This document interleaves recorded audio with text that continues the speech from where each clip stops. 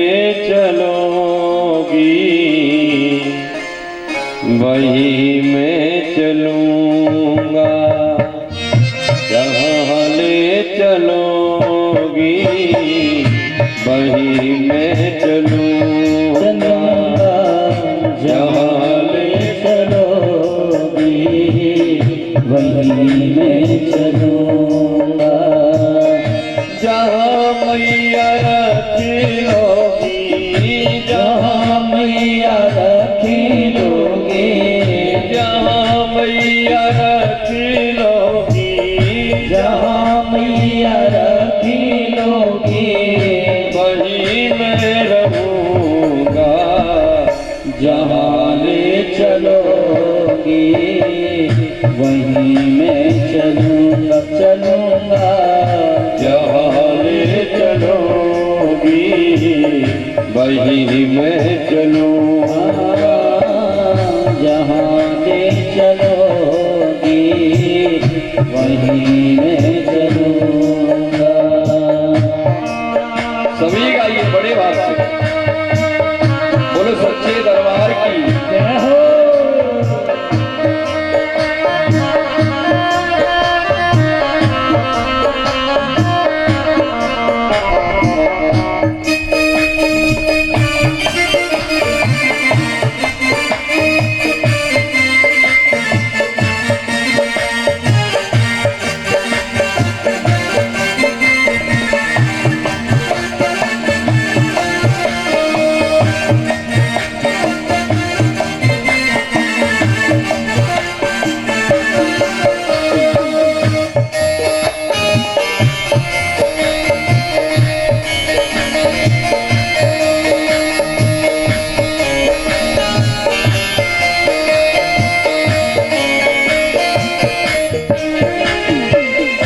ये जीवन समर्पित चरण में तुम्हारे, तुम ही मेरे सर्वस्व, तुम ही प्राण प्यारे।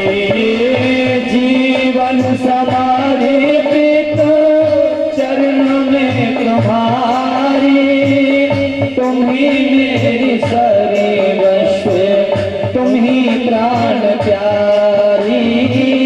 तुम्हें छोड़ अब तुम्हें छोड़ अरे मैया किससे कहूँगा, जहाँ ले चलोगी वही मैं चलूँगा, जहाँ ले चलोगी वही मैं चलूँगा, जहाँ ले चलोगी वही मैं चलूँगा।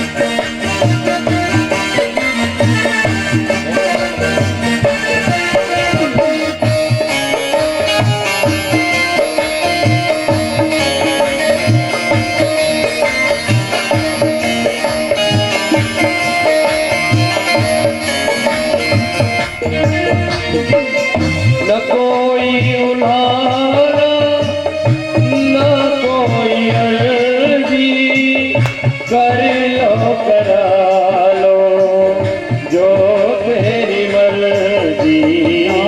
कोई उलारा न कोई अर्जी, कर लो करा लो मैया तुम्हारी है मर्जी। कहना भी होगा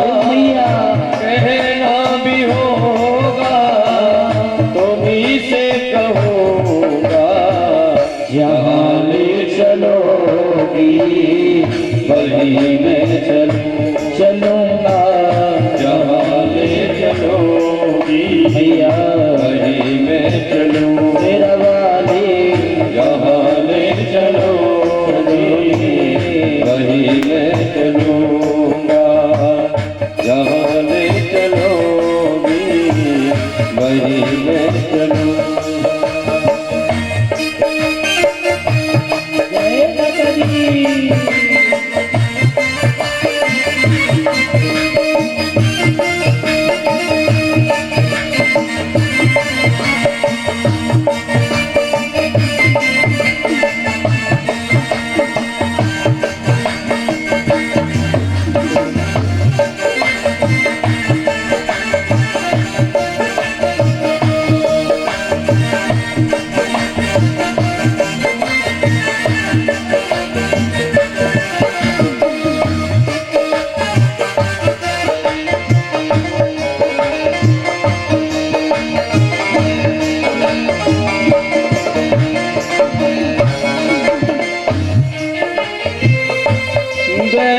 दयनीयनाथ है मेरी अवस्था, तुम्हारे ही हाथों में सारी अवस्था। दयनीयनाथ मेरी यही अवस्था, तेरे हाथ है मेरी जीवन व्यवस्था। जो भी कहोगी मैया, जो भी कहोगी तुम वही मैं करूँगा, जहाँ ले चलोगी वही मैं चलूँगा, जहाँ ले चलोगी वही मैं चलूँगा, जहाँ ले चलोगी वही मैं चलूँगा। जहाँ नाती रखी लोगी, जहाँ मैया रखी लोगी वहीं मैं रहूँगा, जहाँ ले चलोगी वहीं मैं चलूँगा, चलूँगा चलूँगी। जहाँ मुझे रखी लोगी तेरा वाली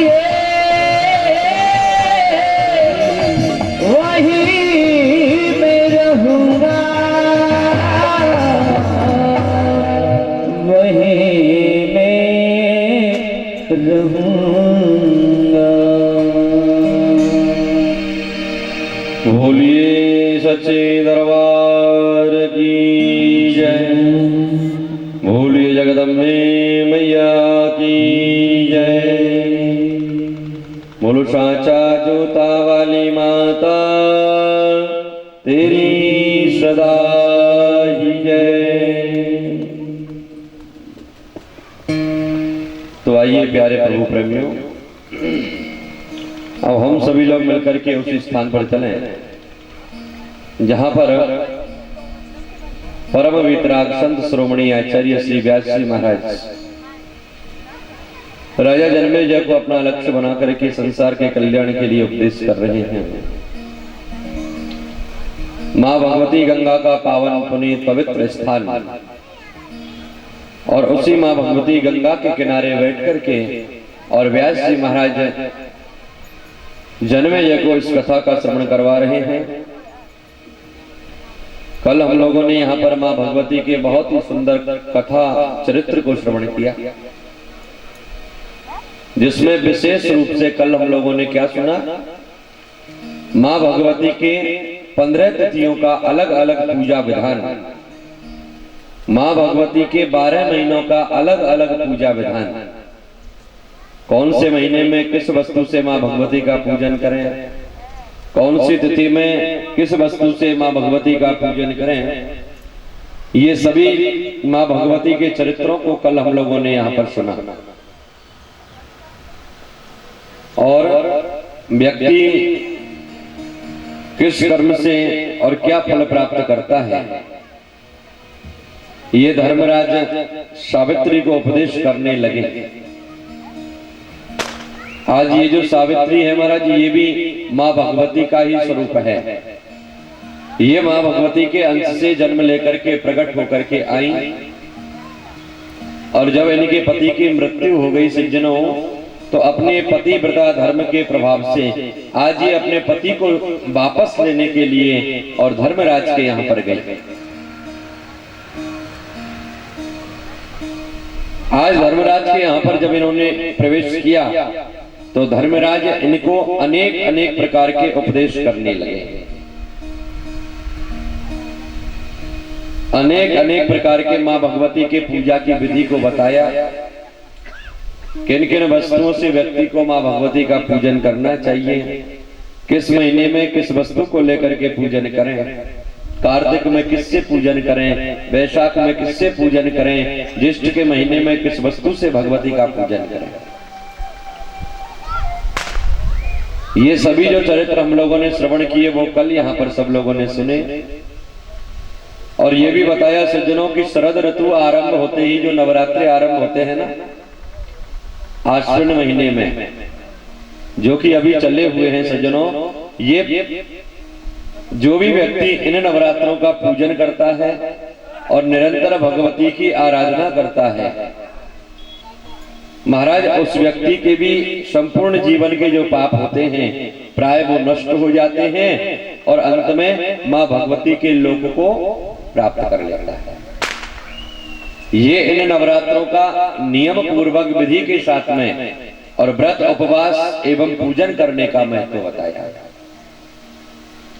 जो व्यक्ति शुक्ल तथा कृष्ण पक्ष की एकादशी का व्रत करता है महाराज, ऐसा लिखा कि वह व्यक्ति आयु पर्यंत जब उसकी आयु पूर्ण हो जाती है और मृत्यु लोक को छोड़कर के जब वह जीव जाता है तो भगवान विष्णु का जो वैकुंठ लोक है ना, उस वैकुंठ लोक में जाकर के निवास करता है। इस प्रकार अनेक अनेक पूजा विधि को यहाँ पर बताते हुए और धर्मराज सावित्री को यह उपदेश करने लगे कि देवी तपसा धर्म आराध्य पुष्करे भास्करः पुरा धर्म सूर्य सुखम प्राप्य धर्मराजन नमाम्यहम्। आज धर्मराज ने यहाँ पर अनेक नरकों का भी वर्णन किया कि हमारे यहाँ पर 28 प्रकार के नरक होते हैं और जो व्यक्ति जैसा जैसा कर्म यहाँ पर रह करके करता है उसको उन नरकों में जाकर के और गिरना पड़ता है। आज जब इस प्रकार धर्मराज कहने लगे और नारकीय जीवों का उनके पापों का जब वर्णन करने लगे तो सावित्री ने हाथ जोड़ करके निवेदन किया और ये निवेदन किया कि हे धर्मराज,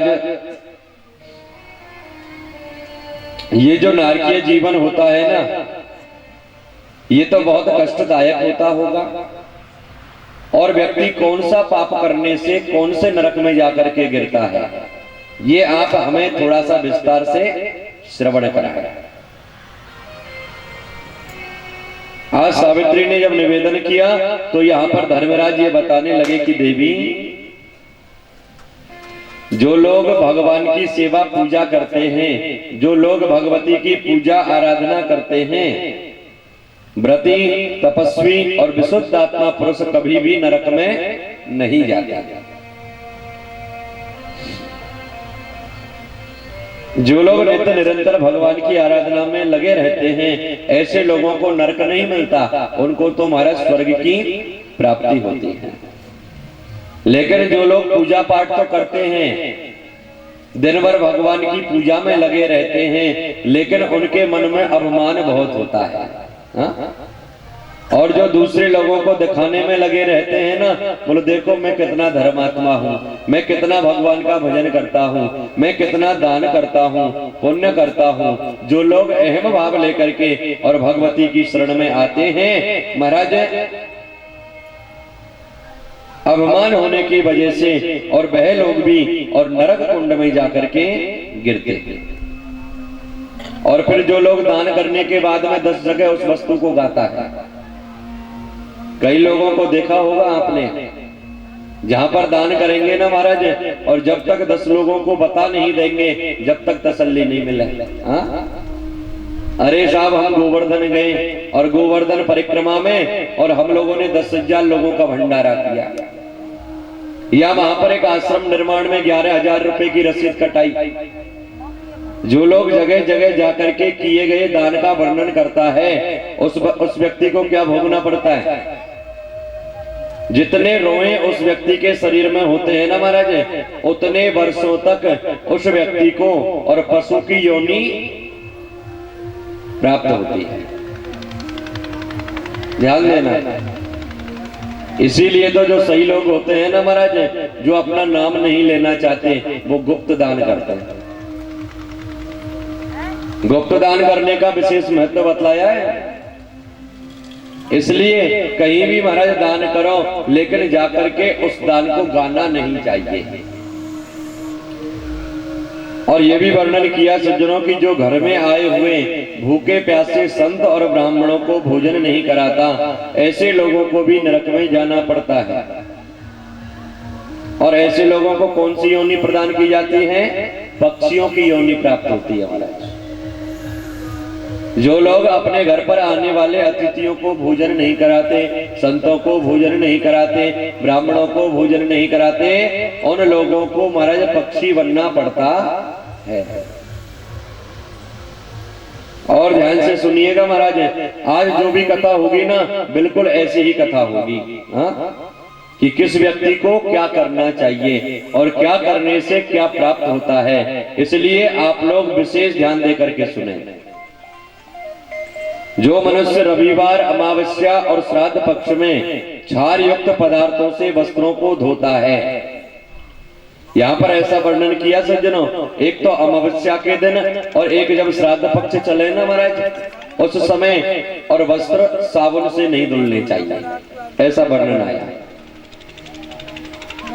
क्योंकि उन वस्त्रों में विद्यमान जो धागों की संख्या है ना महाराज, उस समय जो व्यक्ति ऐसा करता है, उन धागों की संख्या के बराबर और उतने ही दिनों तक उसे यातनाओं को सहन करना पड़ता है, या फिर धोबी के घर जाकर के उसको जन्म प्राप्त हो जाता है। इसलिए 16 जोड़ी कपड़े अलग से तैयार करके रख। 16 दिन के श्राद्ध पक्ष होते हैं कि नहीं भाई? जब धुलने ही नहीं तो एक दिन पहनो, उतार के रख दो बस। हाँ, श्राद्ध पक्ष के बाद में धुलो। बहन जी कह रही है इतना खर्चा कौन करोगे पंडित जी? हाँ, ये बहन जी बैठी है ना बीच में, ये क्योंकि पंडित जी 1 रुपया आएंगे खाते कपड़ा में।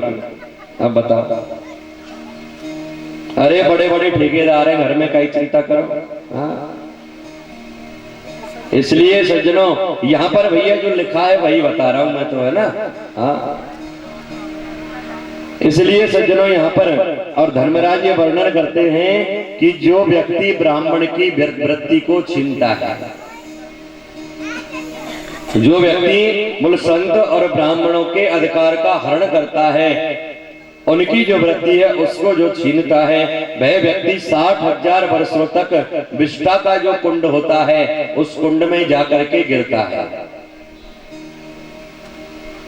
समझ गए बात? आगे समझ में? प्रेम से बोलो जय माता दी। कभी भी ब्राह्मणों के हक को नहीं खाना चाहिए, और जो व्यक्ति ब्राह्मणों का हक हरण करता है, हक को खाता है, महाराज उसे कहां जाना पड़ता है? विष्ठा के कुंड में जाकर के उसको गिरना पड़ता है, उसका कीड़ा बनना पड़ता है महाराज। जिस प्रकार एक गोबर का कीड़ा होता है कि नहीं होता है, देखा होगा आपने, उसी प्रकार ऐसे लोगों को भी उस विष्ठा का कीड़ा जाकर के बनना पड़ता है। दूसरी बात क्या बताई? बोले जो व्यक्ति दूसरे के द्वारा बनाए गए तालाब को, सरोवर को, कुएं को, बावड़ी को जो अपने नाम करा लेता है, कुआं किसी और का है, हमने महाराज अपना नाम करा लिया। हाँ? तालाब किसी और ने बनवाया, हमने अपने नाम लिखवा लिया। ऐसा जो व्यक्ति करते हैं उनको कहां जाना पड़ता है? उनको महाराज मूत्र कुंड नरक में जाकर के गिरना पड़ता है। और एक और विशेष बात बतलाई, क्या?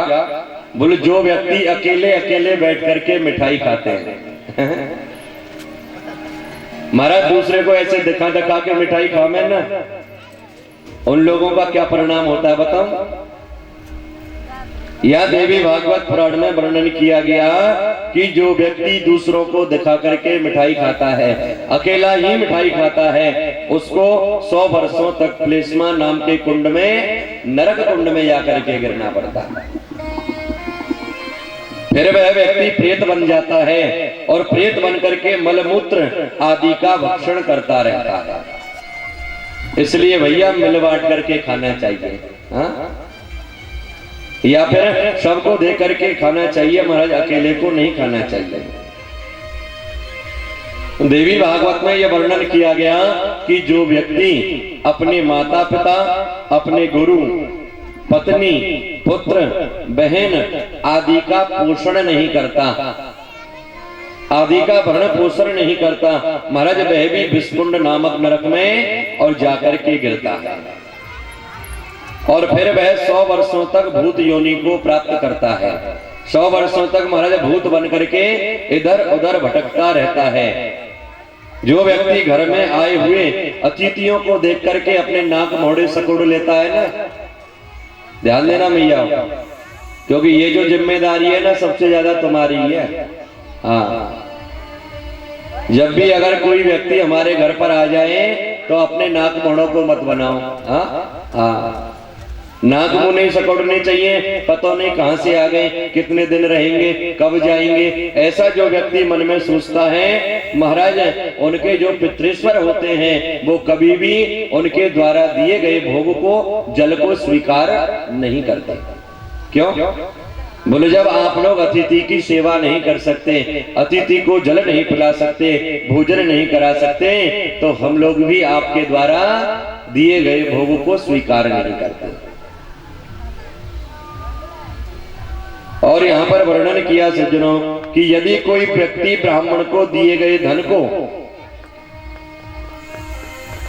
और अगर दूसरे को दे देता है तो ऐसे लोगों को बसा कुंड नामक नरक में जाकर के गिरना पड़ता है और फिर वह क्या बन जाता है?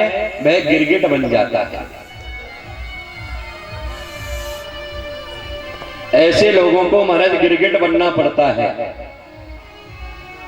यहां पर वर्णन किया, बोले यदि कोई स्त्री अपने पुरुष को छोड़ करके और दूसरे पुरुष से प्रेम करती है, या फिर कोई पुरुष अपनी स्त्री को छोड़ करके अन्य किसी स्त्री के साथ में संबंध रखता है, उस व्यक्ति का क्या होता है महाराज? शुक्र कुंड नामक नरक में जाकर के और गिरना पड़ता है।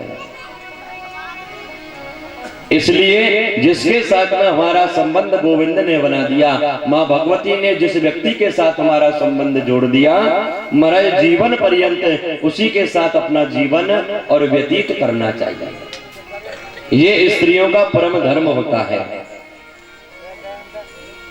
और जो ऐसा करता है महाराज उसको शुक्र कुंड नामक नरक में और जाकर के गिरना पड़ता है। यदि कोई व्यक्ति ब्राह्मण अथवा गुरु को मार करके उनके शरीर का रक्त बहाता है तो वह व्यक्ति अगले 7 जन्मों तक बाघ बन करके प्रकट होता है। बाघ का जन्म उसे प्रदान किया जाता है। एक और विशेष बात सज्जनों, बोले जो व्यक्ति बहरे मनुष्य को देख करके हंसता है, ध्यान देना, जो व्यक्ति अगर किसी बहरे व्यक्ति को देख करके, अंधे व्यक्ति को देख करके, गूंगे व्यक्ति को देख करके जो उसकी निंदा करता है, उसकी हंसी उड़ाता है, ऐसे लोग कहां पर जाते हैं? कर्णवीट नामक नरक में जाकर के गिरते हैं। अच्छा, उनको वहां पर किस वस्तु का भोजन दिया जाता है? ध्यान से सुने। वह व्यक्ति महाराज 100 वर्षों तक कष्टों को सहन करता है और कान से जो मैल निकलता है ना महाराज, कान के द्वारा निकलने वाले मैल का भोजन उन व्यक्तियों को दिया जाता है। प्रेम से बोलो जय माता दी। इसलिए किसी अंधे व्यक्ति को देख करके हंसो मत, किसी बहरे व्यक्ति को देख करके हंसो मत, किसी गूंगे व्यक्ति का मजाक मत उड़ाओ। और जो व्यक्ति ऐसा करता है उसको महाराज ये कष्ट सहन करने पड़ते हैं और फिर अगले 7 जन्मों तक भी वह व्यक्ति बहरा, गूंगा और लूला हो जाता है। जो व्यक्ति अपनी कन्या का पालन पोषण करके और धन के लोभ में महाराज अपनी कन्या को बेच देता है, ध्यान देना, ऐसे जो लोग होते हैं ना, वह लोग मांसकुंड नामक नरक में जाकर के गिरते हैं और फिर उस कन्या के शरीर में होने वाले रोमों की संख्या के बराबर वर्षों तक उसे कष्ट सहन करने पड़ते हैं। इस प्रकार सज्जनों अनेक अनेक नरकों का वर्णन और धर्मराज ने यहाँ पर सावित्री से किया। और एक बात और बताई सज्जनों कि जो मनुष्य व्रत वाले दिन, उपवास वाले दिन और श्राद्ध के दिनों में छोर कर्म करवाता है या अपने नाखून काटता है, जिस दिन व्रत रखे ना उस दिन ना तो महाराज छोर कर्म करवा में और ना ही नाखून काटा। व्रत, उपवास और श्राद्ध पक्षों के 16 दिनों में ये कर्म हम लोगों को नहीं करना चाहिए। और जो लोग ऐसा करते हैं उनको महाराज मांसकुंड नामक नरक में जाकर के गिरना पड़ता है। और फिर जो हमारे नाखून होते हैं ना, यही उनको खाने के लिए दिए जाते हैं। प्रेम से बोलो।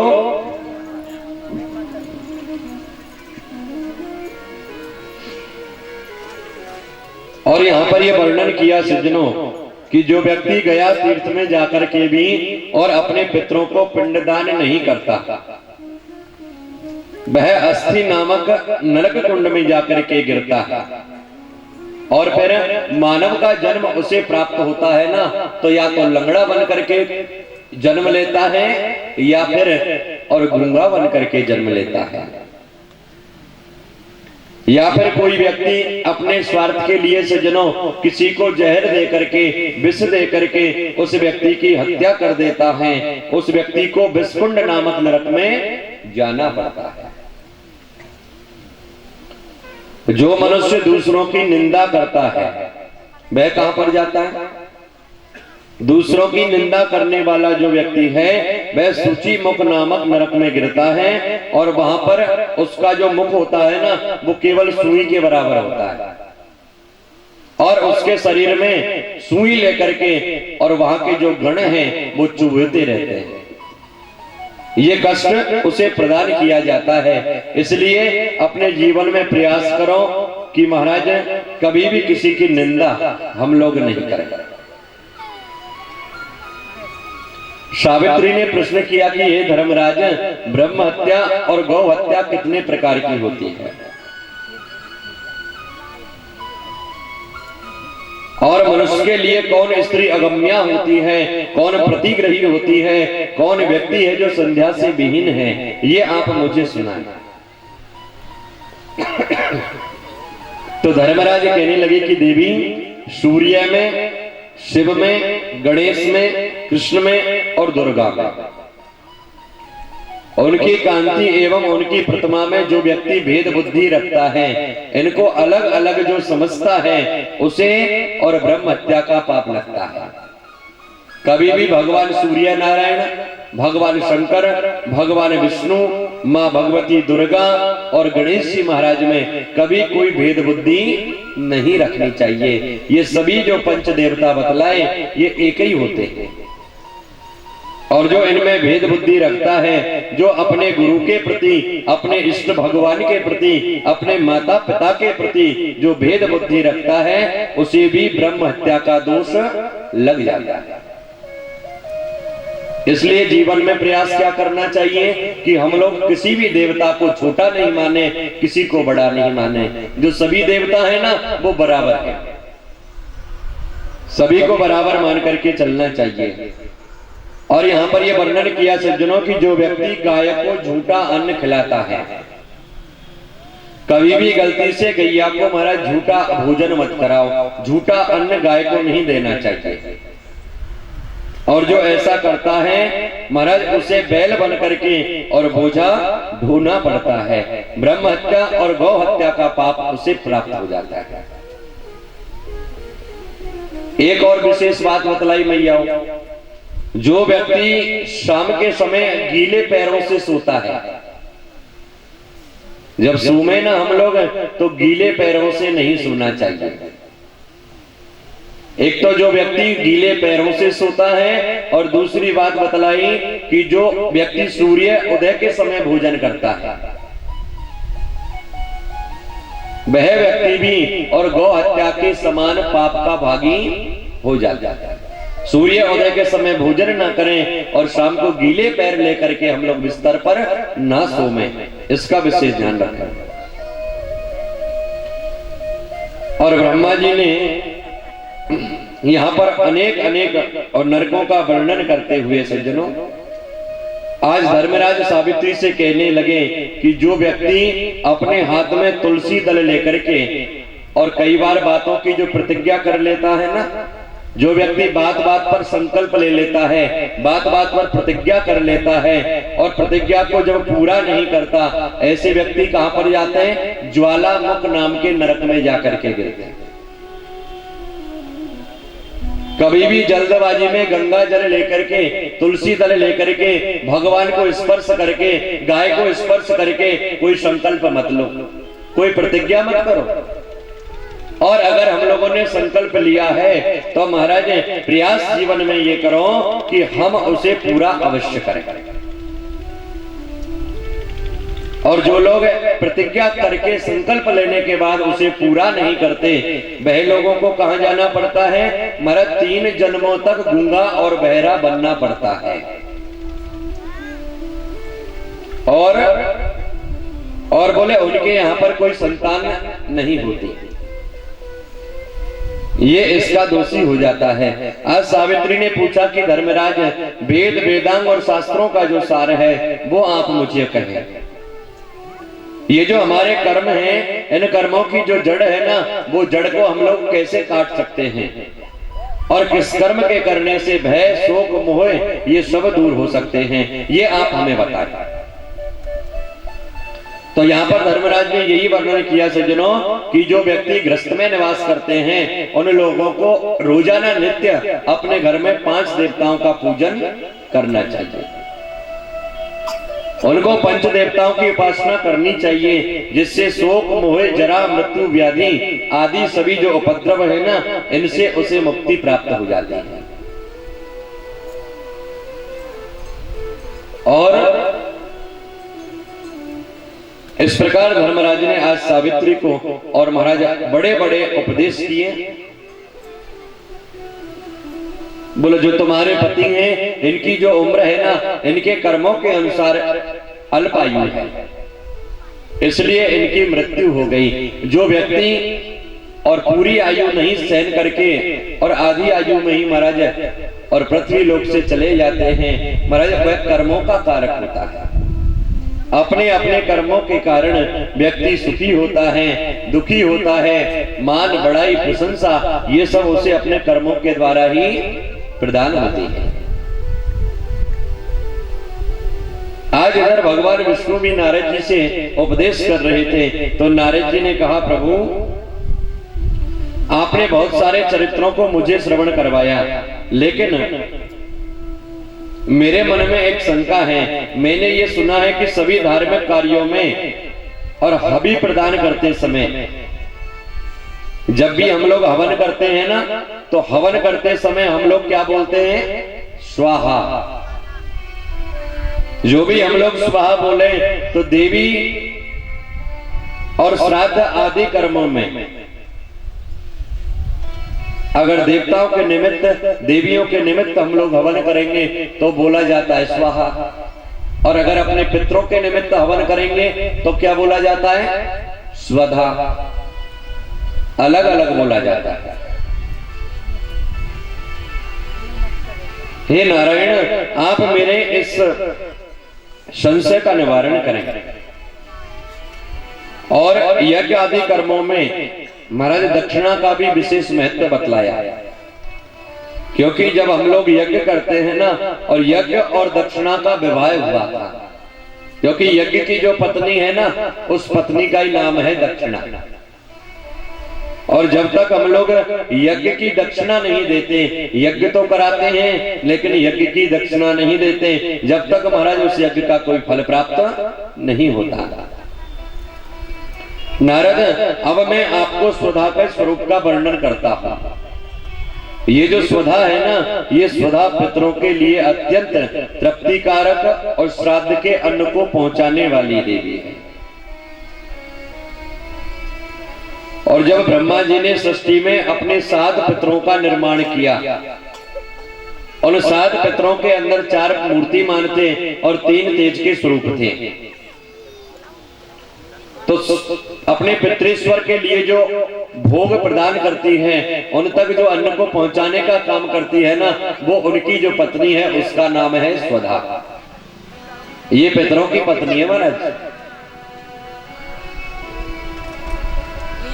इसलिए पितरों के लिए जब हम लोग हवन करें तो एक ही नाम बोले, स्वाहा की जगह हम लोगों को क्या बोलना चाहिए? स्वधा बोलना चाहिए।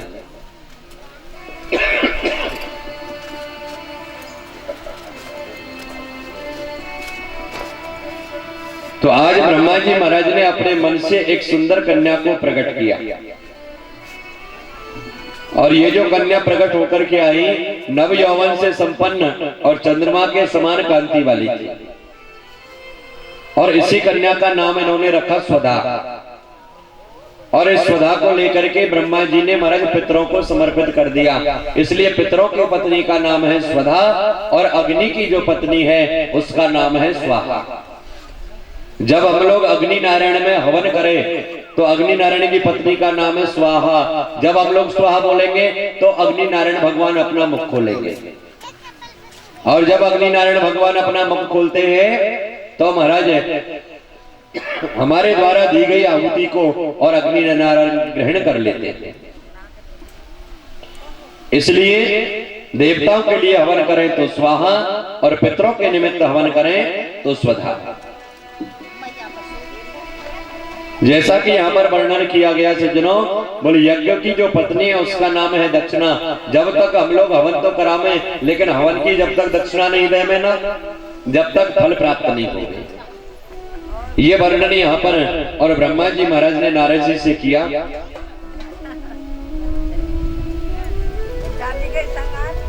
और इसी के बाद में ब्रह्मा जी ने एक और स्त्री को प्रकट किया।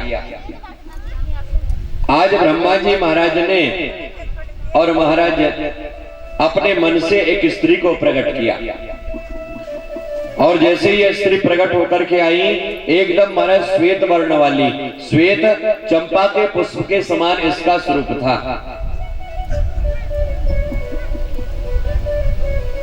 आज ब्रह्मा जी ने अपने मन से प्रकट किया, इसलिए उस देवी का नाम क्या हुआ? मनसा देवी। मन से प्रकट होने के कारण इस देवी का नाम रखा ब्रह्मा जी ने मनसा देवी। और ये जो मनसा देवी है ना महाराज,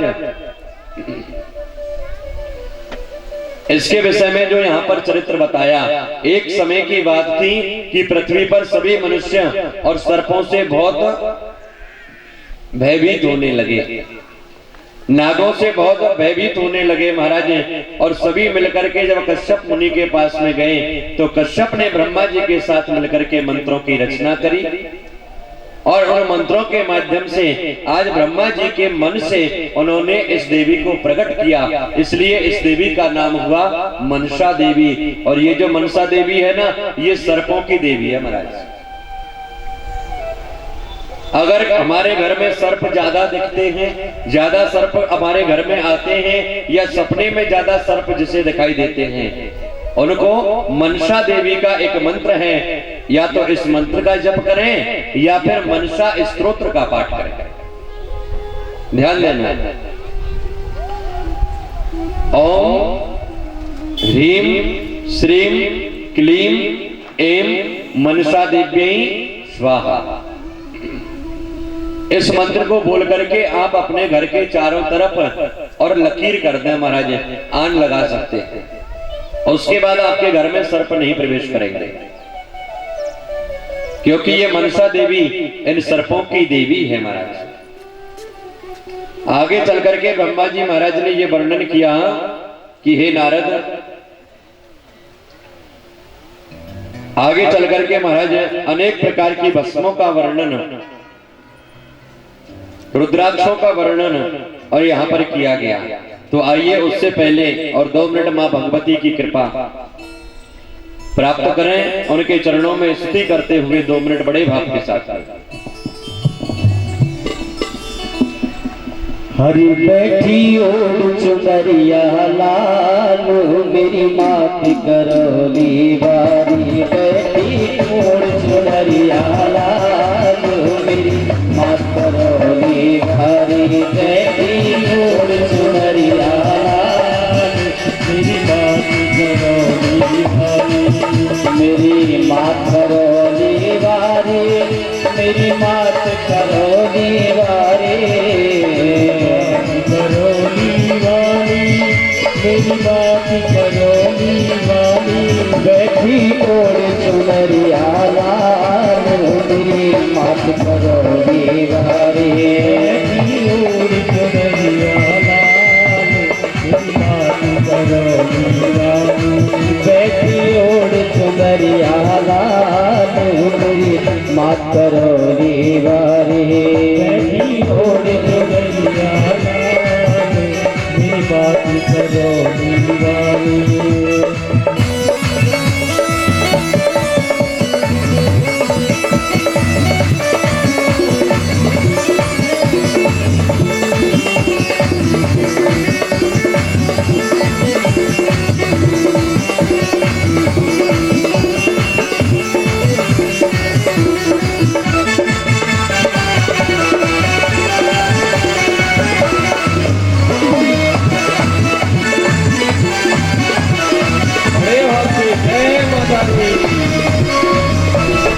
मातो भवन बनो पर्वत पे, नाच मोर भवन की छत पे, मातो भवन बनो पर्वत पे, नाच मोर भवन की छत पे, मातो भवन बनो पर्वत पे, नाच मोर भवन की छत पे, माँ भक्तों का करे निहाल, मेरी माँ की करो भारी, बैठी ओढ़ चुनरिया लाल मेरी मात करौली वारी, वो मेरी मात करौली वारी, मेरी मात करौली वाली, बैठी ओढ़ चुनरिया लाल मेरी मात करौली वारी,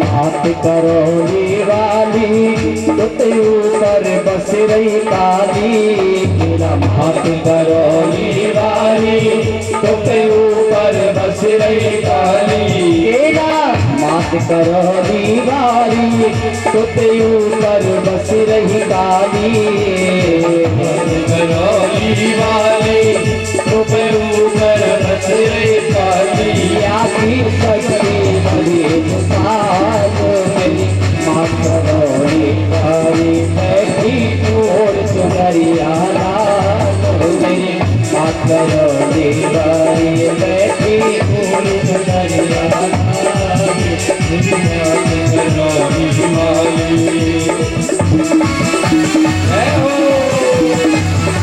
सभी गाइए बड़े भाव से, काली काली की जय।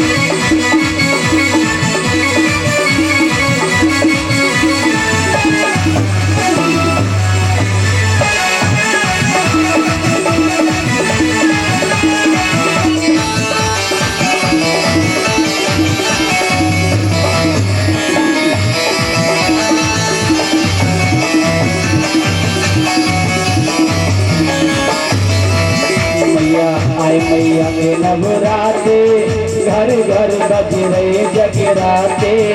आए मैया के नवराते, घर घर बज रहे जगराते। आए मैया के नवराते, घर घर बज रहे जगराते।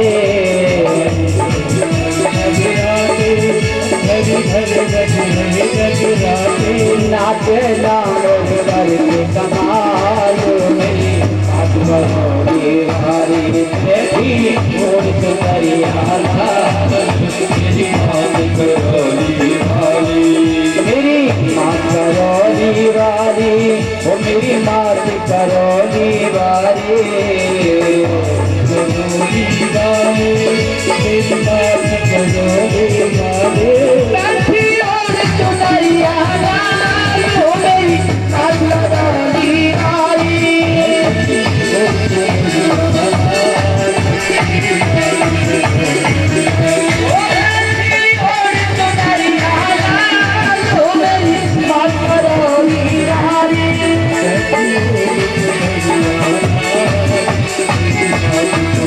मेरी मात करोली वाली, मेरी मात करोली वाली, ओ मेरी मात करोली वाली, मेरी मात करोली वाली, मेरी मात करोली वाली।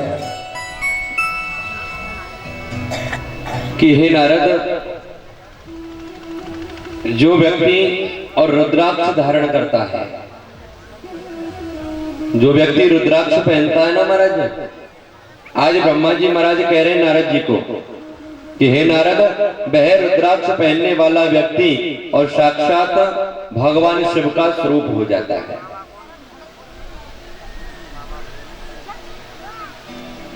और रुद्राक्ष धारण करने के बाद जो लोग रुद्राक्ष पहनते हैं महाराज, रुद्र का स्वरूप हो जाते हैं। आज ब्रह्मा को जानने वाले हैं नारद, जो मनुष्य जिस किसी भी स्थान पर जैसे भी हो, और चाहे मंत्र के साथ या बिना मंत्र के साथ, केवल भक्ति भाव से और जो भगवान का स्तवन करें, मां भगवती का स्तवन करें, रुद्राक्ष की माला पहने, वह व्यक्ति समस्त पापों से मुक्त हो जाता है। ये रुद्राक्ष धारण करने का महत्व है महाराज। और ब्रह्मा जी तो ये कहने लगे कि नारद, मैं आपको और रुद्राक्ष का बखान कहां तक करूं, क्या उसका महत्व बताऊं, इतना ज्यादा महत्व रुद्राक्ष का बतलाया। और ये जो रुद्राक्ष है ना महाराज, सभी वर्ण के लोगों के लिए पूज्य है। कोई भी व्यक्ति और किसी भी वर्ण का व्यक्ति रुद्राक्ष धारण कर सकता है। यहां पर यह वर्णन किया सज्जनों कि प्राचीन समय में एक त्रिपुर नाम का दैत्य था, और यह दैत्य कभी भी परास्त नहीं होता। आज उसने जब सभी देवताओं को जीत लिया और सभी देवता मिलकर के और बोले, जब मेरे पास में आए और मुझसे ये पूछने लगे कि हे ब्रह्मा जी, आप कृपा करके हमें ये बताएं, सभी देवताओं की सम्मिलित शक्ति से कौन ऐसा अघोर अस्त्र उत्पन्न होगा जो कि इस त्रिपुर नाम के दैत्य का वध कर सकता है। आज त्रिपुर का वध करने के लिए सज्जनों, और मैंने 1000 वर्षों तक और भगवान भोलेनाथ का स्तवन किया और अपने मन में यह विचार किया कि ऐसा कौन सा शस्त्र है जिससे त्रिपुर का वध हो सकता है।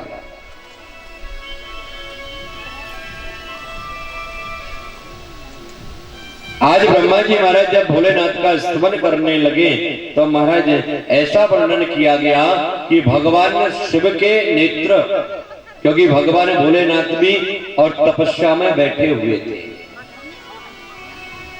आज जैसी ब्रह्मा जी की आराधना सुन करके और भगवान भोलेनाथ ने अपने नेत्रों को खोला, तो नेत्रों को खोलते ही और उनके नेत्रों से महाराज आंसुओं की बूंदें निकली, और ये जो आंसुओं की बूंदें निकली ना, यही रुद्राक्ष हुए। और जैसी आंसुओं की बूंदें जमीन पर गिरी, महाराज उन्हीं बूंदों से और रुद्राक्ष के वृक्ष उत्पन्न हो गए। रुद्राक्ष के वृक्ष उत्पन्न होकर के आए और उसी समय महाराज ऐसा वर्णन किया गया कि जो रुद्राक्ष होते हैं ना, 48 प्रकार के रुद्राक्ष बतलाए। 48 प्रकार के रुद्राक्षों का वर्णन यहां पर किया गया। और जो श्वेत वर्ण के रुद्राक्ष होते हैं, सफेद रंग वाले जो रुद्राक्ष होते हैं ना महाराज, उन रुद्राक्षों को ब्राह्मण लोग और धारण करते हैं। जो लाल वर्ण के रुद्राक्ष होते हैं उनको क्षत्रिय लोग और धारण करते हैं। और जो कुछ लाल कुछ सफेद इस प्रकार के जो मिले जुले रुद्राक्ष होते हैं उनको वैश्य लोग धारण करते हैं। और जो काले वर्ण के रुद्राक्ष होते हैं ना महाराज, उनको शूद्र वर्ण के लोग और धारण करते हैं। ये 4 वर्णों की व्यवस्था रुद्राक्ष धारण करने की यहां पर वर्णित की गई है। और इनमें भी महाराज ऐसा वर्णन किया कि जो एक मुखी रुद्राक्ष होता है, एक मुखी जो रुद्राक्ष होता है ना सज्जनों, वो भगवान शिव का साक्षात स्वरूप होता है। जिसको एक मुखी रुद्राक्ष उपलब्ध हो गया, मानो भगवान शिव उपलब्ध हो गए। हाँ, भगवान शिव की कृपा हमारे ऊपर हो गई। 2 मुख वाले रुद्राक्ष देवी और देवता का स्वरूप माने गए। 3 मुख वाले रुद्राक्ष अग्नि का स्वरूप माना गया। और जो 4 मुख वाले रुद्राक्ष होते हैं ना महाराज, वो ब्रह्मा जी महाराज का स्वरूप माना गया।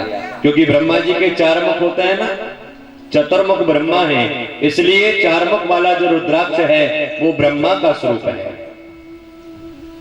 5 मुखी जो रुद्राक्ष है महाराज, वो कालाग्नि नामक रुद्र का प्रतीक है। और पंचमुखी रुद्राक्ष धारण करने से, इसे पहनने से महाराज न खाने योग्य वस्तुओं के खाने से, अगम्या स्त्री के साथ सहवास करने से जो पाप प्राप्त होता है वह भी दूर हो जाता है। और जो 6 मुख वाला रुद्राक्ष बतलाया, ये किसका स्वरूप बतलाया? ये भगवान कार्तिक का प्रतीक है। 6 मुख रुद्राक्ष धारण करने से अगर किसी व्यक्ति को ब्रह्महत्या का पाप लग गया, उस व्यक्ति को 6 मुखी रुद्राक्ष धारण करना चाहिए। 7 मुख वाला रुद्राक्ष और कामदेव का प्रतीक है। अगर किसी व्यक्ति का विवाह नहीं हो रहा हो, हाँ? किसी कन्या का विवाह नहीं हो रहा हो, विवाह में विलंब हो रहा है, तो ऐसे व्यक्ति को क्या करना चाहिए? सप्तमुखी रुद्राक्ष धारण करना चाहिए। ऐसा करने से महाराज अति शीघ्र और विवाह का योग बन जाता है। 8 मुख वाला जो रुद्राक्ष होता है वो भगवान गणेश का प्रतीक है। जिन बालकों को पढ़ने के बाद भी याद नहीं होता, ध्यान देना, जो पढ़ा लिखा सब भूल जाते हैं या पढ़ाई में मन नहीं लगता, ऐसे बालकों को और 8 मुख वाला रुद्राक्ष धारण करना चाहिए। प्रेम से बोलो जय माता दी। और इसी के साथ में महाराज अनेक अनेक रुद्राक्षों का वर्णन यहां पर किया। आज ब्रह्मा जी महाराज ने कहा कि जो 11 मुख वाला रुद्राक्ष होता है ना, वो 11 रुद्रों का प्रतीक होता है। और 11 मुख वाला रुद्राक्ष पहनने से व्यक्ति की जो सारी मनोकामनाएं हैं भगवान भोलेनाथ की कृपा से और पूर्ण हो जाती है। ये तो एक एक रुद्राक्ष की बात हो गई, लेकिन अब बात आती है रुद्राक्ष की माला की। जो लोग रुद्राक्ष की पूरी माला ही पहनते हैं ना महाराज, रुद्राक्ष की माला कैसी होनी चाहिए? श्वेत वर्ण वाली होनी चाहिए या रक्त वर्ण वाली हो या काले वर्ण वाली हो?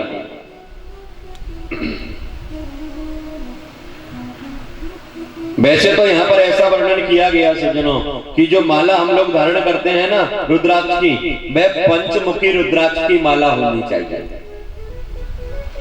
5 मुखी रुद्राक्ष वाले रुद्राक्षों की माला बना करके हम लोग पहने। और ये जो माला बनवाए ना हम लोग, तो कैसी बनवाए? गाय के पूंछ के आकार की माला होनी चाहिए। गाय की पूंछ कैसी होती है? या हम लोग कहें सर्पाकार, सर्प के आकार की भी हम लोग माला और धारण कर सकते हैं। महाराज, एक तरफ से जो बीज होने चाहिए ना, वो बड़े होने चाहिए, धीरे धीरे धीरे धीरे, और छोटे छोटे छोटे, लास्ट तक बिल्कुल छोटा रुद्राक्ष होना चाहिए। ये गौ के पूंछ के जैसी और माला धारण हमको पहननी चाहिए। ये माला का प्रकार होता है।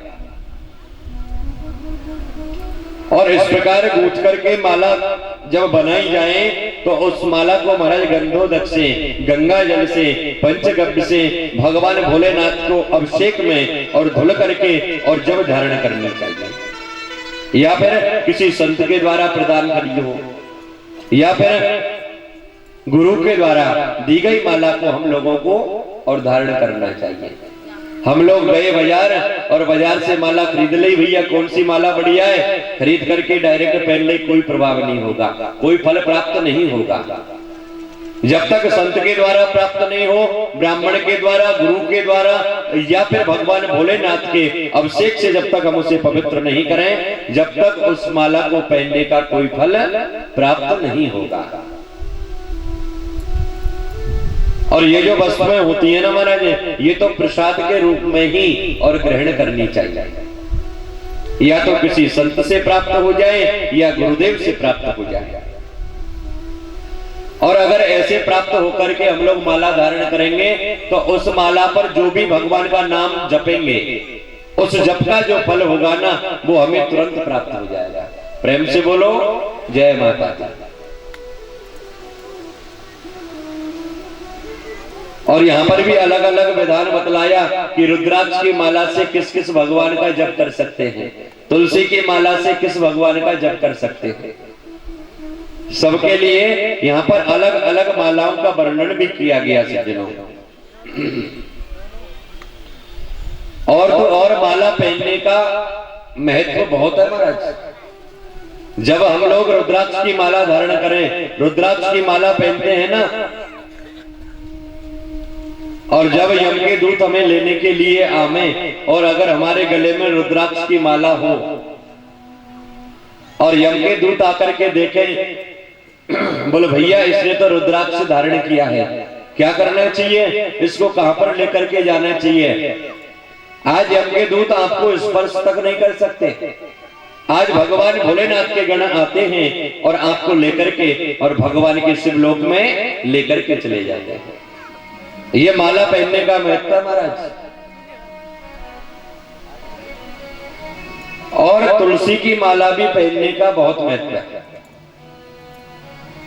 तुलसी की माला हो, चाहे रुद्राक्ष की माला हो, चाहे बैजंती की माला हो, चाहे किसी भी की माला हो महाराज, लेकिन जो प्रसादी होती है, इसे जब हम लोग धारण करते हैं, तो महाराज बड़े से बड़े जो कष्ट होते हैं, बड़े से बड़े जो पाप होते हैं, वह भी और नष्ट हो जाते हैं।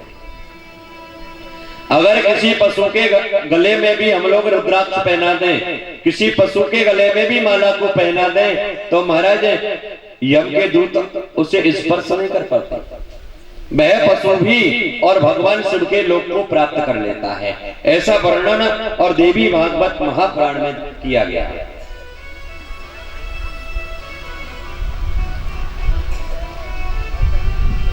और रुद्राक्ष की माला धारण करने के तो बहुत सारे दृष्टांत भी यहाँ पर दिए गए सज्जनों। एक गुणनिधि नाम का व्यक्ति था। आज रुद्राक्ष की माला को उसने पहना,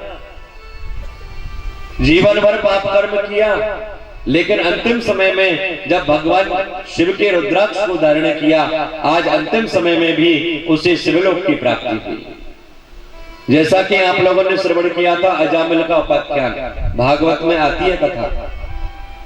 अजामिल बहुत बड़ा पापी व्यक्ति था महाराज, चोरी करता था, लूटपाट करता था, लेकिन अंतिम समय में और संतों के कहने से उस अजामिल ने अपने 10वें पुत्र का नाम नारायण रख दिया।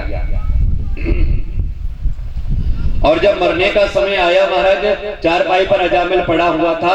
अंतिम समय में उसने, हे नारायण, हे पुत्र नारायण, बेटा नारायण इधर आओ। अंतिम समय में नारायण के नाम को उसने गाया। आज भगवान के और गण वहां पर आए, भगवान के पार्षद आए और उसे अपने भगवान विष्णु के लोक को लेकर के चले गए। ये अंतिम समय में और भगवान के नाम के वर्णन की महिमा है। जो व्यक्ति अंतिम समय में भी भगवान की शरणागति ग्रहण कर लेता है, भगवान का नाम जप करता है, भगवान की माला को धारण करता है, मेरे गोविंद मां भगवती उसे अपने लोक को प्रदान कर देती है। आज भगवान शिव ने भी कार्तिकेय को रुद्राक्षों का महत्व बताया। आज भगवान स्वयं शंकर अपने मुख से ये कहते हैं कि कार्तिकेय, अब मैं तुम्हें रुद्राक्षों के लक्षणों के बारे में बताता। जो रुद्राक्ष आंवले के फल के समान होते हैं। आंवले का जो फल होता है ना, उसके समान जो रुद्राक्ष होते हैं ना, वह रुद्राक्ष सबसे श्रेष्ठ होते हैं। और जो बेर के समान होते हैं वह मध्य होते हैं। और महाराज जो मणके के परिणाम के होते हैं वह अधम कोटि के रुद्राक्ष होते हैं। इसलिए सबसे अच्छा जो रुद्राक्ष माना गया वो आंवले के बराबर के आकार का माना गया। प्रेम से बोलो जय माता दी। एक मुखी रुद्राक्ष ब्रह्मा का प्रतीक बताया सज्जनों। जैसा कि मैंने आप लोगों को अभी बताया, दो मुखी रुद्राक्ष अर्धनारीश्वर भगवान शिव और पार्वती का स्वरूप बताया। तीन मुखी रुद्राक्ष और अग्नि का प्रतीक, चार मुखी ब्रह्मा का प्रतीक, पांच मुखी पंच देवताओं का प्रतीक, छह मुखी कार्तिकेय का प्रतीक बताया। इस प्रकार यहाँ पर और 14 मुखी रुद्राक्ष तक का वर्णन किया गया। और जो लोग रुद्राक्ष धारण करते हैं या फिर तुलसी की माला धारण करते हैं, महाराज उनके लिए एक बात बहुत विशेष ध्यान रखनी चाहिए। क्या? जो लोग रुद्राक्ष पहनते हैं या तुलसी की माला पहनते हैं, उन लोगों को मांस, मदिरा, लहसुन, प्याज, सेजने की फली, लिसोड़ा आदि इन वस्तुओं का सेवन नहीं करना चाहिए। ठीक है ना भैया? जो लोग रुद्राक्ष पहने, तुलसी की माला पहने, महाराज इन वस्तुओं का त्याग कर दें। और ये भी बताया सज्जनों कि सूर्य ग्रहण का जब समय हो, उत्तरायण दक्षिणायन का जब समय हो, शिवरात्रि हो, चंद्र ग्रहण हो, इन अवसरों पर श्रद्धा भक्ति से रुद्राक्ष धारण करके और मनुष्य पापों से मुक्त हो जाता है। उनको इन दोषों का और दोष नहीं लगता इन ग्रहणों का। महाराज चाहे सूर्य ग्रहण हो चाहे चंद्र ग्रहण हो, अगर रुद्राक्ष धारण करते हैं, तुलसी की माला पहनते हैं, तो ग्रहणों का दोष हमें नहीं लगता। ये भगवान की विशेष कृपा है। आज ब्रह्मा जी महाराज ने यहाँ पर और ये रुद्राक्षों का वर्णन किया सज्जनों। और इसके बाद में वर्णन किया भस्म का। यहाँ पर भस्म धारण करने की विधि के बारे में बताया। तो आइए भस्म की विधि को श्रवण करने से पहले 2 मिनट और भगवान भूत बावन भोलेनाथ के चरणों में चले। भगवान भोलेनाथ का स्वरूप कैसा है, हा? और कितने भोले हैं मेरे भोलेनाथ। और भगवान भोलेनाथ का जो मंत्र है ना, ओम नमः शिवाय। और जो एक बार जाकर के और भगवान भोलेनाथ पर अभिषेक करता है, जल चढ़ा देता है, दूध चढ़ाता है और बेलपत्र जो चढ़ाता है, और जाकर के महाराज क्या बोलना चाहिए शिवालय में? बम बम भोले। जय। आइए बड़े भाव से भगवान भोलेनाथ के चरणों में। हरि बम बम भाई बम बम बम बम बम बम बम लहरी बम बम बम बम बम लहरी बम बम बम लहरी बम बम बम लहरी बम बम बम लहरी बम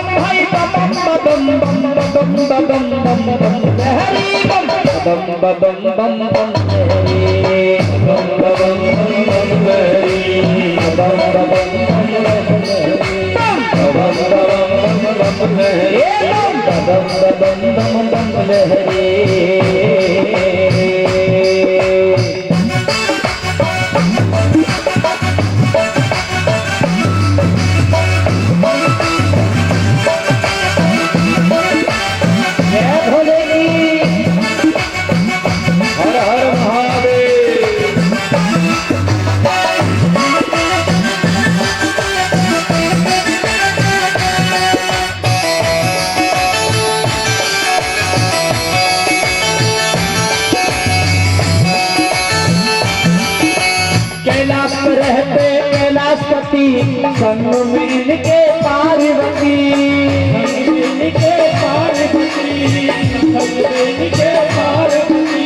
कैलाश पर रहते कैलाशपति संग में इनके पार्वती बोले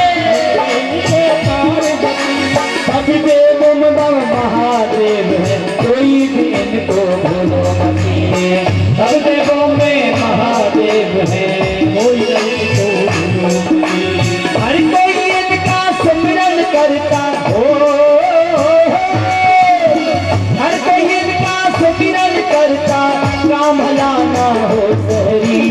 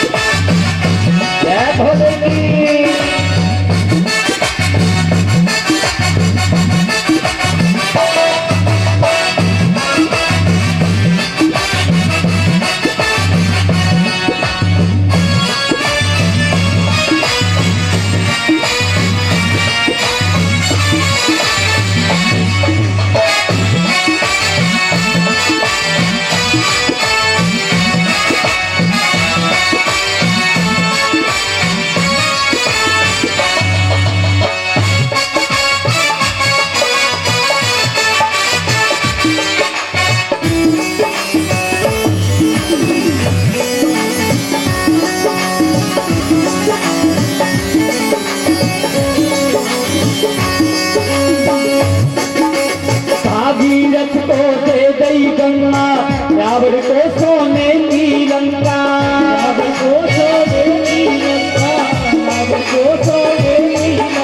भागीरथ को दे दई गंगा रावण को सोने की लंका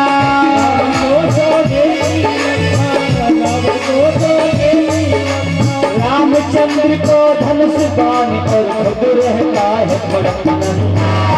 रामचंद्र को धनुष बाण और भस्मासुर को ऐसा वर दिया हो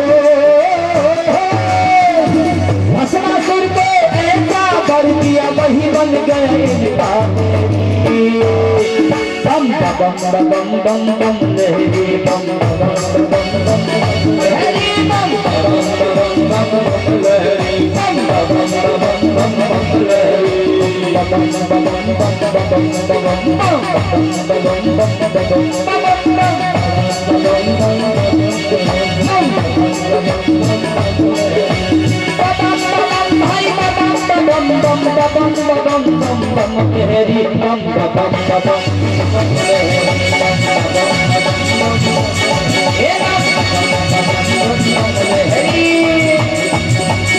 इस प्रकार आज ब्रह्मा जी महाराज ने नारद को और रुद्राक्षों के बारे में बताया कि हे नारद, इस प्रकार जो व्यक्ति जितने और मुखी रुद्राक्ष को धारण करता है उसे उसी के अनुरूप और फल की प्राप्ति होती है। अब नारद मैं तुम्हें भस्मों के बारे में वर्णन करूं। तो यहां पर ब्रह्मा जी महाराज भस्मों के वर्णन करने लगे। अच्छा, जो अग्नि से उत्पन्न होता है ना, उसे हम लोग कौन सी भस्म कहते हैं? जो अग्नि जला करके भस्म तैयार की जाए उसे कहते हैं महाराज गौण भस्म। और इसके लगाने मात्र से मनुष्य का अज्ञान नष्ट हो जाता है। वैसे तो ब्रह्मज्ञानियों ने यहाँ पर अनेक प्रकार की भस्मों का वर्णन किया, जैसे कि एक होती है महाराज अग्निहोत्र भस्म, जो कि महाराज अग्निहोत्र की अग्नि से उत्पन्न होने वाला भस्म है। दूसरी भस्म है बिरजा से उत्पन्न होने वाली भस्म। तीसरी है उपासना की अग्नि से उत्पन्न भस्म। चौथी है महाराज समिधा की अग्नि से उत्पन्न होने वाली भस्म। और एक है जिस अग्नि से भोजन पकाया जाता है, वह है पंचाग्नि भस्म। और देवताओं के निमित्त कार्य करके जो भस्म प्रकट की जाए, उत्पन्न की जाए, उसे हम लोग क्या कहते हैं? देवाग्नि भस्म। और जितने भी वर्ण होते हैं ना महाराज, ये सभी लोग अपने शरीर पर इन भस्मों को लगा सकते हैं।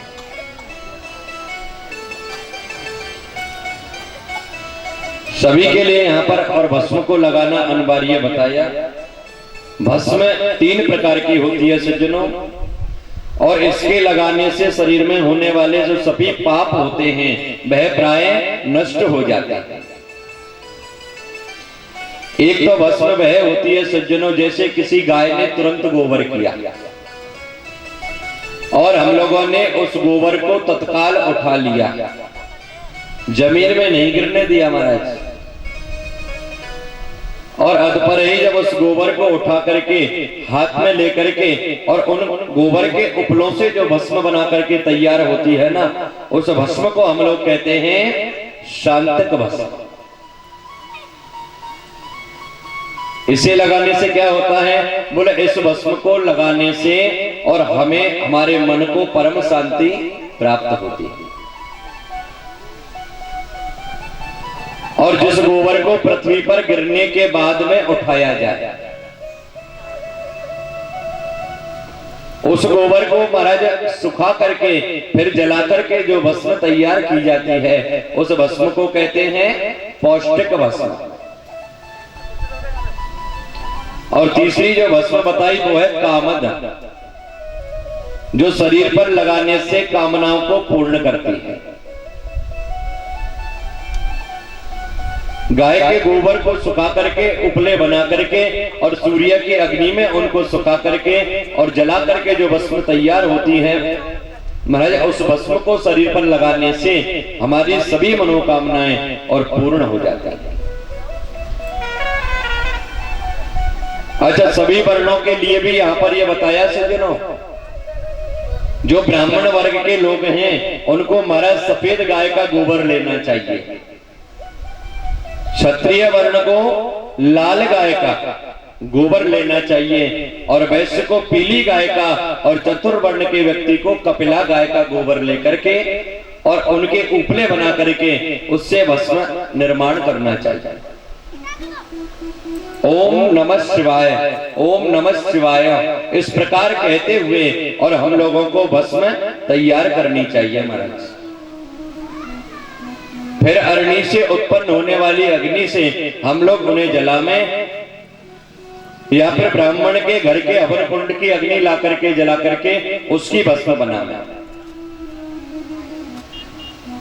और जो माँ भगवती की साधना करने वाले लोग हैं, माँ भगवती की आराधना करने वाले लोग हैं, अपनी 5 उंगली लेकर के और जब अपने माथे पर भस्म का लेपन करें,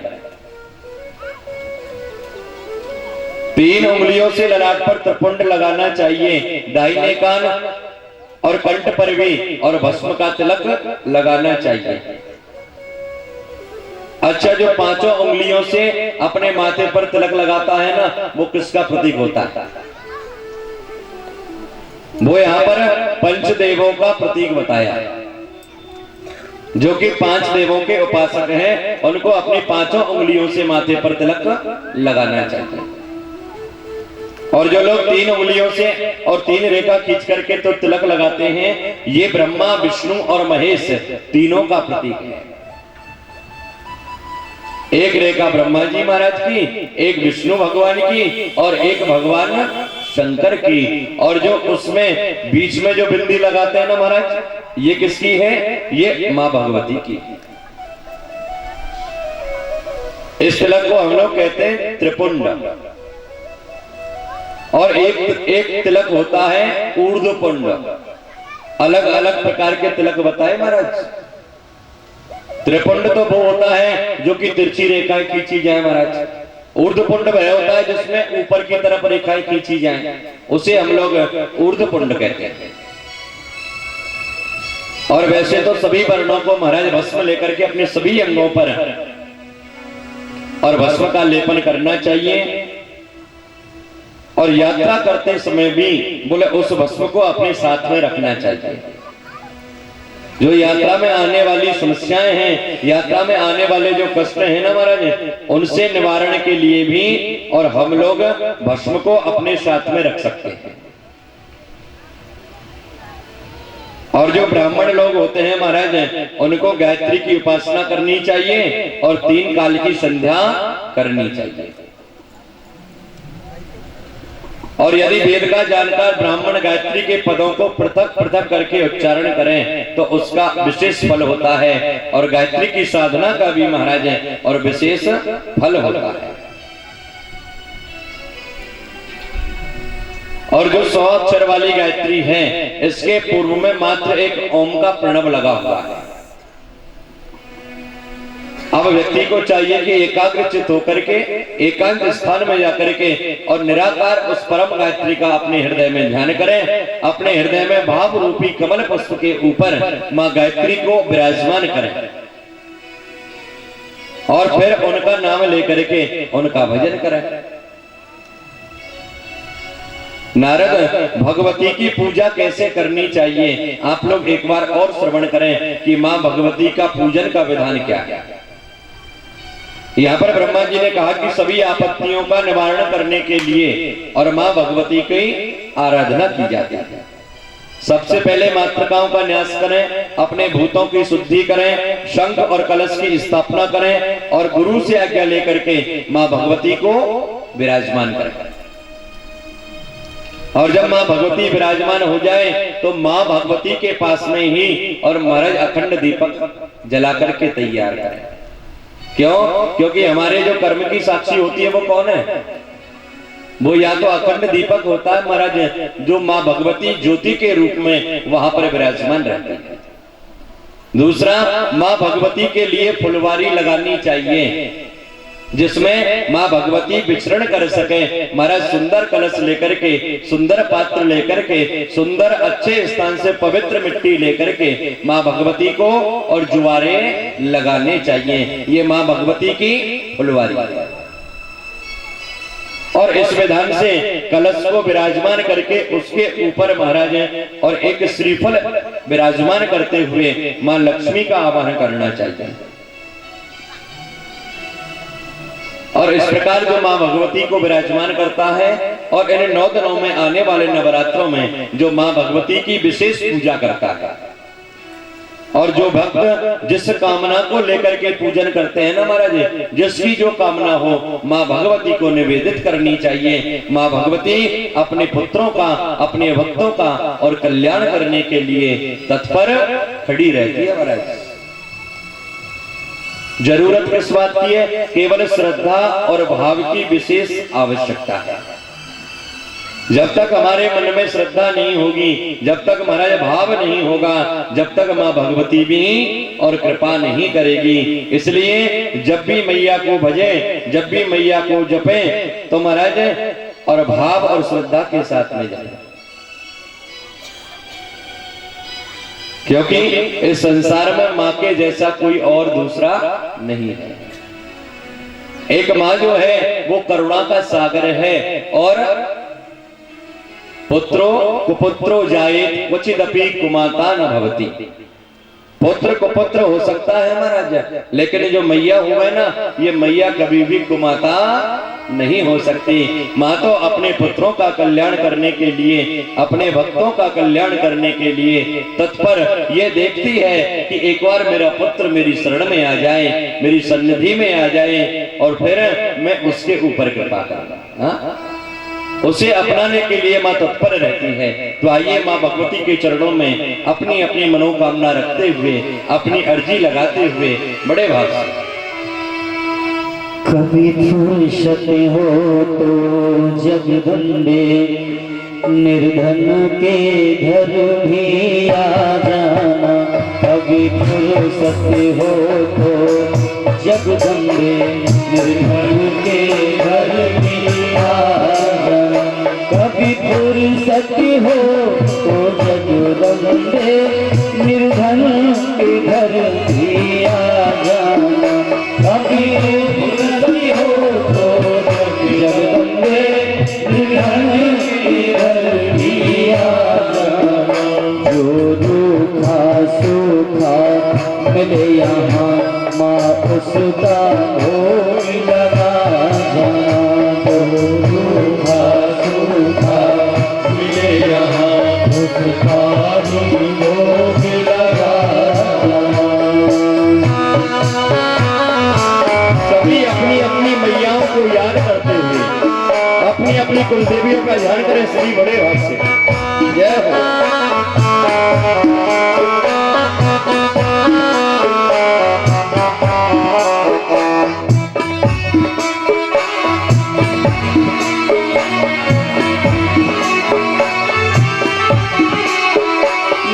छत्री बना सका सोने का ना, चुनरी सोने का रंजड़ी ना। छत्री बना सका सोने का ना, चुनरी सोने का रंजड़ी। मेरी श्रद्धा की रख दो लाज उमा, मेरी विनती को ना ठुकराना। कभी फुर्सत हो तो जगदम्बे निर्धन के घर भी आ जाना। ये इसकी विशेषता है। सच्चिदानंद रूपाम ताम गायत्री प्रतिपादिताम नमामि ह्रीं मयीं देवीं धियो यो न प्रचोदयात्। सूत जी के इस अंतिम वचन को सुनकर के, और जो नैमिषारण्य तीर्थ में 88,000 ऋषि बैठे हुए थे, आज सभी ऋषि उन्होंने अपने आसनों का त्याग किया, आसनों से खड़े हो गए और खड़े होकर के विधि विधान के साथ में देवी भागवत पुराण की पूजा कर। भगवती के चरणों की कृपा से आज उन सभी ऋषियों को और मां भगवती की सन्निधि प्राप्त हुई, और नैमिषारण्य में सभी मुनियों को आज देवी भागवत पुराण की कथा सुना करके और सूत जी महाराज वहां से विदा हुए। ऋषियों के आशीर्वाद से उनकी बुद्धि और भी निर्मल हो गई, और इसी प्रकार से जिन्हों पुराणों को सुना करके जगत का कल्याण श्री सूत जी महाराज करते रहते हैं। इसलिए अंतिम समय में अंतिम देवी भागवत का जो श्लोक है, सृष्ट्वाखिलम जगदिदम सदसत्व रूपम शक्त्या स्वया त्रिगुणया परिपाति विश्वम समहृद्य कल्प समये रमते तथेका ताम सर्व विश्व जननीम मनसा स्मरामि। ध्यान देना सज्जनों, सत असत स्वरूप समस्त जगत की रचना करके, और आज त्रिगुणात्मका जो शक्ति है महालक्ष्मी, महाकाली और महासरस्वती, ये परा अम्बा भगवती का स्वरूप लेकर के और देवी भागवत महापुराण के अंदर स्थित हो गई, विराजमान हो गई। बोले देवी भागवत महापुराण की जय। और ओम पूर्णमदः पूर्णमिदं पूर्णाति पूर्णमुदच्यते पूर्णस्य पूर्णमादाय पूर्णमेवावशिष्यते। सर्वे भवन्तु सुखिनः सर्वे सन्तु निरामया सर्वे भद्राणि पश्यन्तु मा कश्चित् दुःखभाग् भवेत्। दो भुज चार चतुर्भुजा अष्टभुजी जगमात और आदि शक्ति अनंत है, महिमा वर्णी न जात। महाराज अगर हम लोग 100 जन्म लेकर के भी आ जाएं, 100 मुख वाले हो जाएं, तो भी इस मां परा अंबा भगवती की महिमा का बखान और नहीं कर सकते। इनकी महिमा का वर्णन करने में हम असमर्थ हैं महाराज। तो प्यारे प्रभु प्रेमियों, सज्जनों, आज आपके यहाँ पर और नगर में देवी भागवत महापुराण और दुर्गा पूजा महोत्सव का 9वां दिन, और इसी 9वें दिन के साथ में आज देवी भागवत महापुराण पूजा महोत्सव का समापन दिवस भी है। आज मैया यहाँ से विदाई लेंगी, देवी भागवत की विदाई होगी, हवन के साथ पूर्णाहुति होगी। तो वैसे तो आप सभी लोग जानकार हैं, सभी लोग एक दूसरे से परिचित हैं, क्योंकि हम और आप यहाँ पर पहले भी मिल चुके हैं। लेकिन जितनी जितनी बार आकर के हम लोग कथा करते हैं, उतनी बार सब नए हो जाते हैं। हाँ? हर बार माँ भगवती के नई नई चरित्रों को, नई नई कथाओं को हम लोग श्रवण करते हैं, नए नए लोगों से और मिलना जुलना होता है। तो वैसे तो मैं आपसे ज्यादा दूर का नहीं हूं, आपके पास में ही मेरा निवास स्थान है। और जो हमारे अंकल जी हैं वकील साहब, इनका बचपन से ही हमारे ऊपर बड़ा आशीर्वाद और प्रेम बना रहता था। जब हम छोटे छोटे थे, चौथी पांचवी छठवीं में जब पढ़ते थे ना, तभी से मैं और कुलदीप भैया साथ साथ दोनों एक साइकिल से पढ़ने जाते थे महाराज। सवेरे हम लोग अपने घर से तैयार होते और तैयार होकर के वकील साहब के घर पर पहुंच जाते, और वहीं पहुंच करके माता जी का भी बड़ा प्रेम हमको मिलता रहता था, वकील साहब का भी हमारे ऊपर बड़ा आशीर्वाद, पिता के समान, और इनका आशीर्वाद हमें मिलता रहा है समय समय पर। और बचपन से लेकर के इनके देखते हुए हम लोग धीरे धीरे सब बड़े हो गए हैं। आज इन्हीं की कृपा से और मैं आपके यहाँ तक आकर के पहुंचा था। तो इनका तो मेरे ऊपर विशेष सहयोग भी है, विशेष आशीर्वाद भी है। और मैं तो माँ भगवती से ये प्रार्थना करूंगा, ये कृपा करूंगा कि माँ भगवती भी इनके ऊपर, इनके समस्त परिवार के ऊपर, आप सभी भक्तों के ऊपर कृपा बनाए रहे, और आपका सभी का जो आशीर्वाद है वो आशीर्वाद मेरे ऊपर बना रहे। क्योंकि मैं अनाथ बालक हूँ, मेरे को बोलने का ढंग नहीं है, बोलने का कोई तरीका मुझे नहीं आता, लेकिन फिर भी मैंने अपनी कोई गलत भाषा का प्रयोग किया हो, कोई टूटी हुई वाणी मेरे मुख से निकल गई हो या मेरे साथी बंधुओं से निकल गई हो, तो आप सभी माता बहनों के चरणों में प्रणाम करते हुए, सभी मेरे पिता तुल्य जो बुजुर्ग यहाँ पर विराजमान हैं, उनको बारंबार साष्टांग प्रणाम करते हुए, मैं अनाथ बालक हूँ, मुझे इतना ज्ञान नहीं है, माँ भगवती की कृपा से जैसा मुझे आया, जैसी माँ ने मेरे ऊपर कृपा करी, मैंने आप लोगों की सेवा करी। और इससे आगे अगर माँ भगवती की कृपा बनी रहेगी, माँ भगवती चाहेगी, आप लोगों का प्रेम बना रहेगा, तो आगे भी हम लोग मिलते रहेंगे। यह तो एक क्षण का भरोसा नहीं है, कल हम रहे ना रहे कोई गारंटी नहीं है इस बात की, क्योंकि ये तो रमता योगी बहता पानी। हाँ? और संतों को, ब्राह्मणों को, इनको तो महाराज ज्यादा देर एक स्थान पर रुकना भी नहीं चाहिए। तो किसी भी मेरे साथी के द्वारा, मेरे द्वारा कोई गलती मेरे से बन गई हो, कोई अपशब्द मेरे मुख से निकल गया हो, तो मुझे अपना अनाथ पुत्र समझ करके, छोटा बालक समझ करके क्षमा कर देना और मुझे आशीर्वाद प्रदान करना। आइए एक विदाई गीत के साथ में एक दूसरे के मन से हम लोग विदाई लेंगे, और विदाई गीत होने के बाद में और हमारे कार्यकर्ता बंधुओं के द्वारा, कमेटी के सदस्यों के द्वारा और देवी भागवत की पूजन किया जाएगा, विदाई की जाएगी, और आप सब लोग भी पूजन करेंगे। आइए बड़े भाग से।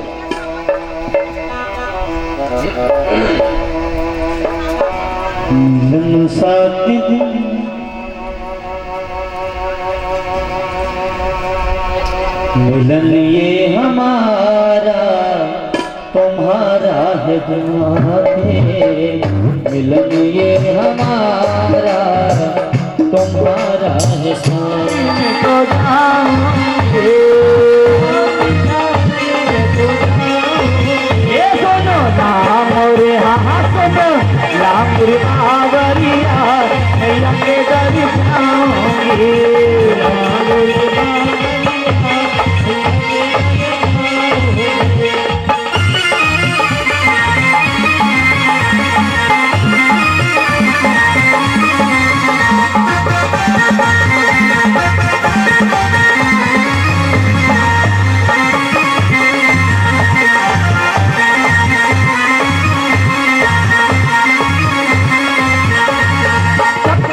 चमेली जरई भी कैसे रह जाऊं रामुर चप्पा जाए चमेली जरई में कैसे रह जाऊं दे करके काली शिल्पे में तो जल चढ़ाऊं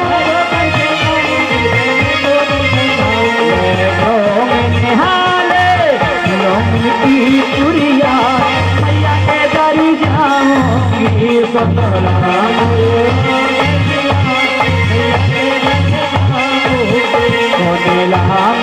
बावरिया मैया के दरी जाऊंगी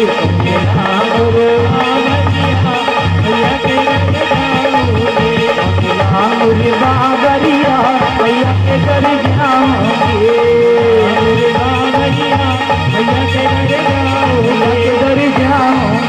भैया के दर जाओगे भैया के दर जाओगे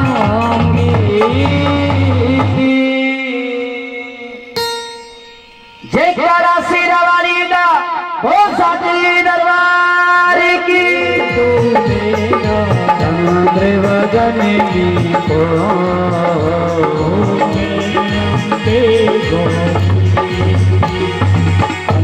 समान कलेवर रक्तांबरी राजे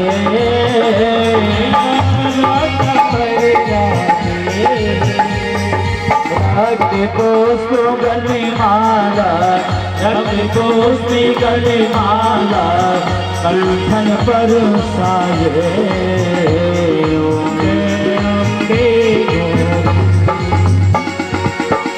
हरि वाहन राजत खड़क खपर धारे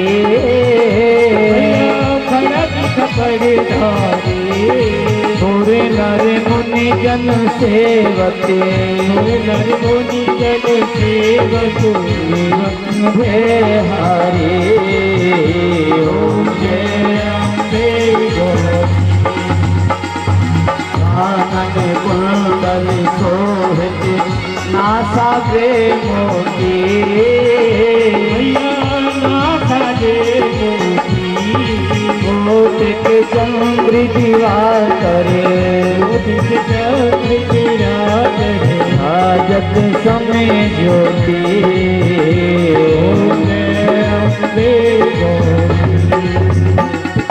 सुम्बुन सोम विडारे महिषासुर घाती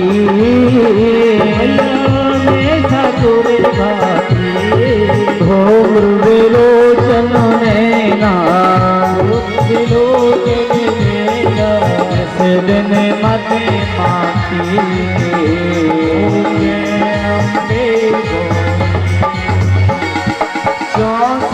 योगनी मंगलिका में नृत्य करते भैरो नृत्य करते भैरो बाजत ताल मृदंगा बाजत ढोल मृदंगा और बाजत घुंघरू ओम जय अम्बे भजाचार्य अति सोवित वर मुद्रा धारी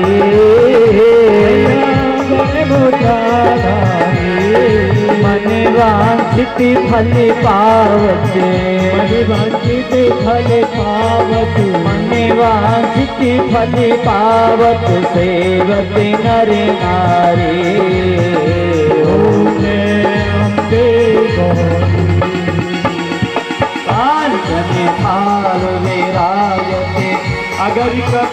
बाती मैया अगर कपूर बाती हिमाल के मेरा जचे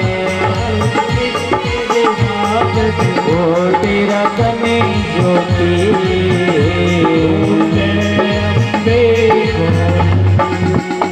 श्री अम्बे जी की आरती जो कोई जन गावे मैया प्रेम सहित गावे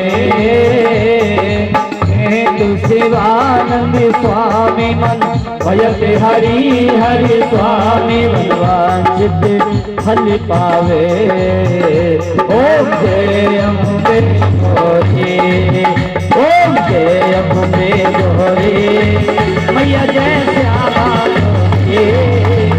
को नित्य दिन जावत मैया जी को नित्य दिन मनावत अरे ब्रह्मा सुंदरी ओम जय अम्बे गौरी